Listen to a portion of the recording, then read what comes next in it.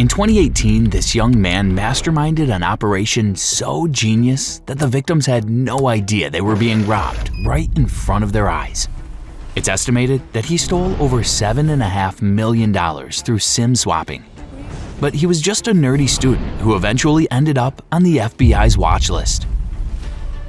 We had never heard of this type of network intrusion or cryptocurrency theft. So how did he become one of the most notorious SIM swappers in history? This is the story of Joel Ortiz.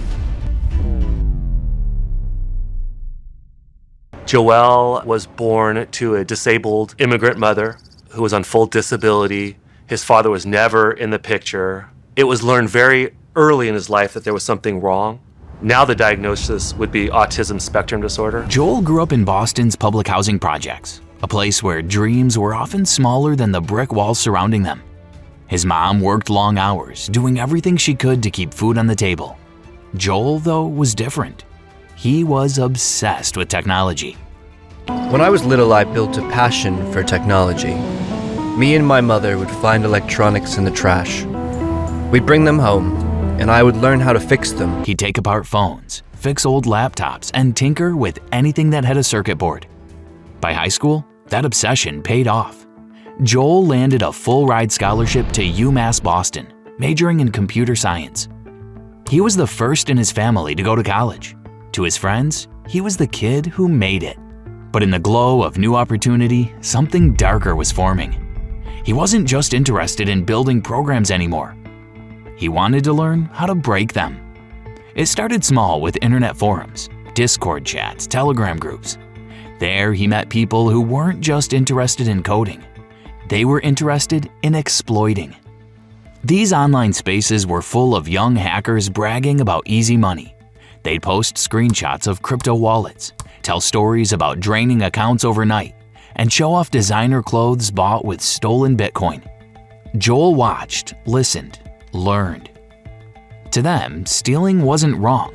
It was a talent. And for a kid who'd grown up without much and had no friends, it looked like a ticket to another world. I realized after speaking with Joel that there was something significantly different about him. I don't know if he had any friends in the real world. I think it was all online. And that's literally how all of this began. He started chatting under aliases, learning the ropes of SIM swapping, a new technique that few really understood yet. At first, Joel didn't touch crypto at all. He started smaller, stealing social media accounts, hijacking phone numbers, and reselling them. It was quick, easy money. With SIM swapping, the idea was simple. Convince a phone carrier to transfer someone's number onto a SIM card you control. Once that happened, every text, every password reset, every call came straight to him. It was genius and terrifyingly easy. All he needed was a bit of personal info, a smooth phone call, and a prepaid SIM. Suddenly, someone else's digital life became his. Joel's first real hit came in late 2017. As I logged in to my cryptocurrency wallet, I saw that my entire balance had been drained.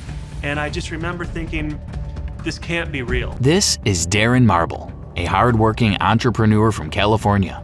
And within minutes, Joel had drained his crypto wallet of $100,000. After this, Joel realized he could do this at scale. So he and a few others started hunting for bigger prey: crypto entrepreneurs, venture capitalists, and tech influencers. They would find a name, search LinkedIn or Instagram for a clue, and then go after the target's carrier. I knew why I was targeted because I'm a CEO of company. We raised capital from the crypto market, but I never heard of SIM swaps. They stole $5 million off this guy. Joel had hit the crypto jackpot. And by 2018, he had become a rising star in underground hacker circles. He wasn't some loner behind a screen anymore. He had friends, followers, people who admired his skills. They called themselves SIM swappers, a new breed of digital thieves. And within that world, Ortiz was the prodigy. He was pulling off hacks worth hundreds of thousands in a single night. Some even said he was the first to turn SIM swapping into an organized business. Everything exploded that spring. Joel and his crew weren't after random people anymore. They wanted whales, the crypto millionaires who'd made fortunes. startup CEOs, investors, traders, the people who thought they were untouchable. And one by one, they fell. Joel's group drained wallets clean, hundreds of thousands, sometimes millions of dollars gone in an hour. Victims described the same nightmare: their phone suddenly losing service, email accounts vanishing, and entire life savings evaporating before their eyes. In total, the crew stole around $7.5 million through SIM swaps. It was one of the largest digital heists of its kind. To Joel, this was the pinnacle. He'd gone from phishing emails to pulling off coordinated multi-million-dollar cyber attacks. He wasn't just a hacker anymore. He was FBI's most wanted. And the scariest part? He was only 20 years old. Once the money hit his accounts, Joel's world changed overnight. If you're an 18-year-old kid and you just stole $5 million, what would you do with that money? And the answer is always something dumb. And that's exactly what happened. He went from living in a dorm to living like a millionaire's son. Private jets to Los Angeles, designer clothes, bottle service in Hollywood clubs. Ortiz blew over $150,000 on parties and rented mansions, Gucci clothing, and other luxuries.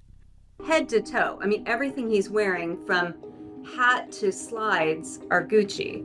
Full on Gucci. What do you think? $20,000 Head to toe. $20,000 for that outfit? Yeah. Reports described him spending tens of thousands of dollars at high-end Los Angeles clubs, dropping $10,000 in a single night, and even chartering a helicopter to fly himself and his friends to a music festival. To everyone else, he was just that rich crypto guy. But the truth was catching up fast. In early 2018, while he flaunted his new life, a complaint landed on the desk of React, California's elite regional enforcement allied computer team. The victim was a well-known crypto investor who'd suddenly lost a lot of money after his phone number was hijacked.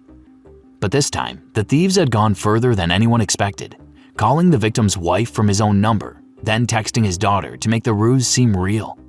That detail sent chills through investigators. It wasn't just theft anymore. It was harassment. React began to dig deeper, working with AT&T, T-Mobile, and multiple carriers. They started comparing SIM activation logs from dozens of cases across the US. The same pattern emerged. Numbers suddenly went dead.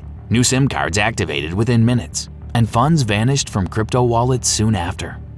Every trace led back to one region, Boston, Massachusetts, where a promising UMass student named Joel Ortiz lived. But the team didn't move right away. Instead, detectives watched him. They followed every post, every picture, every careless message. Ortiz had even created a thread on OG users titled "FBI is doing investigations," nervously joking about getting caught. He didn't know it yet, but agents were already watching that thread. Then came the break. Subpoenas to Google and Coinbase began returning hits. Joel had sent a picture of his driving license as a part of a verification process. On it was everything from his face to his address. So this was in the Joel Ortiz email address we got from Google. This was a picture he sent to a crypto exchange identifying himself. Recovery emails linked to Ortiz's aliases matched his verified ID photo and dorm IP addresses. Carriers confirmed he'd accessed over 40 phone numbers between late 2017 and mid-2018. Each number belonged to someone who'd woken up broke. Meanwhile, Joel's posts became bolder. After a robbery in Los Angeles where he claimed thieves stole his Bitcoin chain and watches, he live-streamed his reaction. Yesterday, two black guys came to the house with guns and pointed at me and my friends.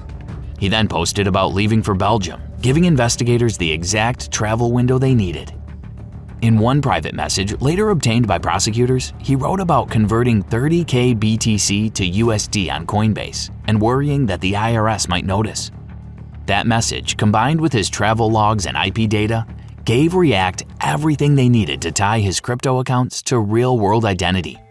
By July 2018, the case was airtight. Investigators mapped out each SIM swap, each transfer, each careless flex on social media. The arrogance that had fueled his rise was now the evidence that would destroy him. On July 12, 2018, at Los Angeles International Airport, Ortiz was preparing to board a flight. Agents were already waiting. As he walked toward the gate in designer clothes carrying luxury luggage, he was intercepted by airport police and React officers. Inside his bag, agents found a Ledger hardware wallet, a small USB-like device used to store cryptocurrency. Ortiz provided the password, allowing authorities to recover roughly $300,000 from it. But that was only a fraction of what was missing. Investigators believed he had hidden or split millions with partners. Prosecutors even offered leniency if he revealed where the rest was, but Joel stayed silent. One investigator later said, "We know he didn't get all of it, he shared it, but there's still a significant amount of money unaccounted for." Today, Joel Ortiz is serving his 10-year sentence at Centinela State Prison, and if released on schedule, he'll walk free in 2028 at just 30 years old. Some believe he'll return to millions of hidden Bitcoin. Others, including friends, think he already lost it all when crypto prices crashed.